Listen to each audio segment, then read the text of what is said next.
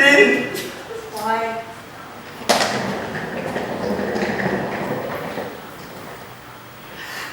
พ่อยแม่ไปใส่บางครั้งความผิดหวังอาจนำเฮาไปพบสิ่งที่ดีกว่า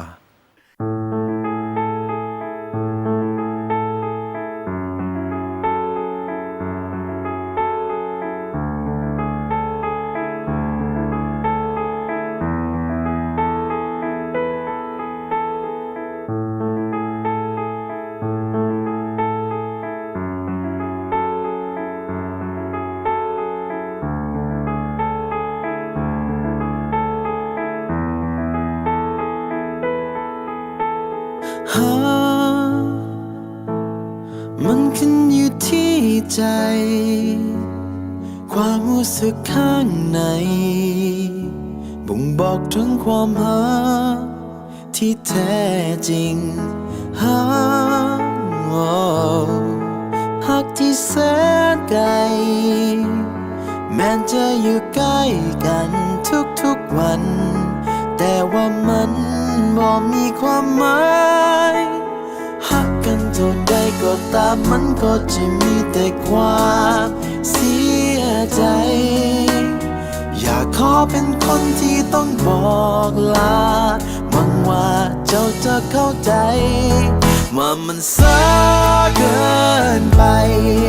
ให้เจ้าหาคนใหม่เจ้าก็รู้ดีแก่ใจว่ามันเป็นไปบ่ได้บ่ต้องฝืนมันอีกเลยบ่มีไผเข้าใจว่าเฮารักกันเท่าใดขัดขวางทุกอย่างกีดกันทุกหนทางยอมแพ้แล้วบ่มีวันจะได้รักกัน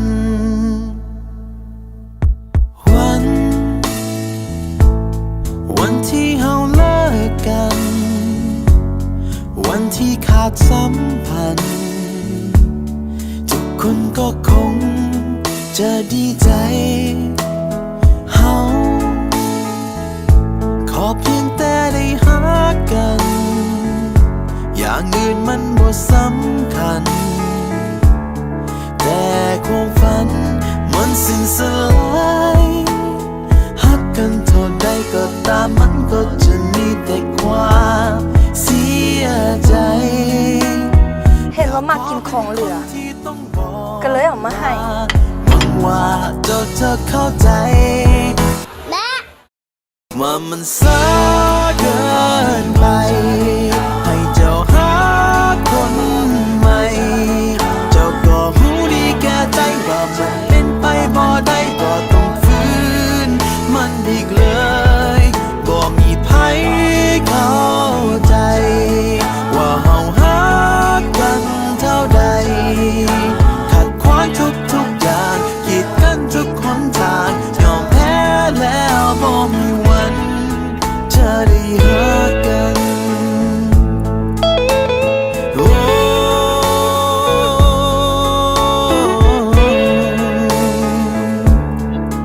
บ่มีวันจะได้รักกัน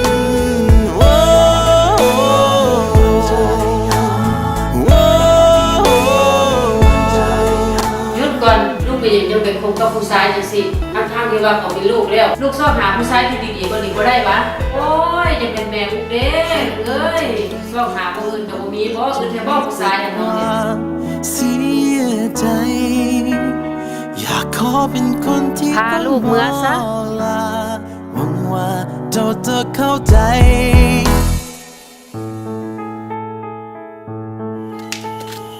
เดี๋ยวก่อนเจ๊เลิกกันโฮลิต้าเป็นอย่างไอ้เจ๊ว่ามันสายเกินไปให้เจ้าหาคนใหม่เจ้าก็รู้ดีแก่ใจว่ามันเป็นไปบ่ได้บ่ต้องฝืนมันอีกเล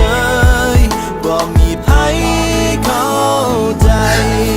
ว่าเฮารักกันเท่าใดขัดขวางทุกอย่างกีดกันทุกหนทางยอมแพ้แล้วบ่มีวัน ได้หากัน บางครั้งสิ่งที่ดีกว่าอาจนำเฮาไปพบกับความผิดหวัง